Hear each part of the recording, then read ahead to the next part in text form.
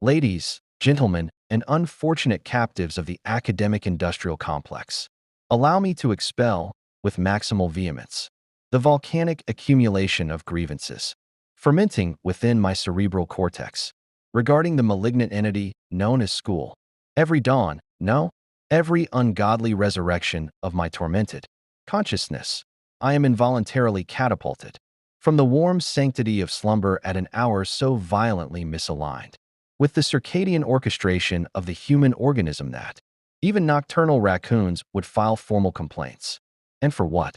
For the privilege of schlepping my corporeal form to a rectangular penitentiary where the administrators, draped in bureaucratic arrogance, bombard me with a pedagogical tsunami of irrelevant trivialities, as though stuffing my prefrontal cortex with amphibian taxonomy and the chronological minutiae of medieval serfdom will somehow equip me to navigate the Kafkaesque nightmare that is filing a W-2 form or surviving in a grocery store without dissolving into fiscal oblivion.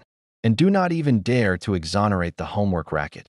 Nay, this unpaid academic labor, this intellectual serfdom, this scholastic capitalism masquerading as reinforcement of learning, which essentially transforms me into a sweatshop worker for algebraic equations that I will never, ever deploy outside the cruel theater of standardized assessments. The educators, some benevolent, others evidently possessed by a demon of malevolent lesson planning, assign work so excessive that even the library of incinerated soul would look upon my Google Drive and weep. Then, as if cognitive colonization were not sufficiently degrading, I am expected to nourish my biological engine with cafeteria cuisine that can only be described as a gastronomic war crime. I once encountered a rectangular pizza, congealed, pallid, and exuding an aura of despair so egregious it could destabilize international diplomacy if weaponized. My gastrointestinal tract, a loyal organ, now suffers post-traumatic stress whenever it perceives the faint aroma of institutional cheese substitute.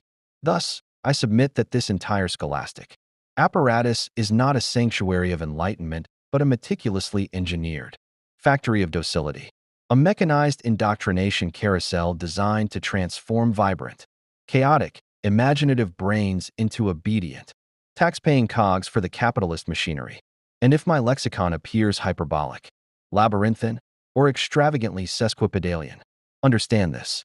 I would rather sound like an enraged thesaurus, having a psychotic break, than sit silently complicit in the tyrannical masquerade we romantically label education. Stay vigilant, stay hydrated, and may the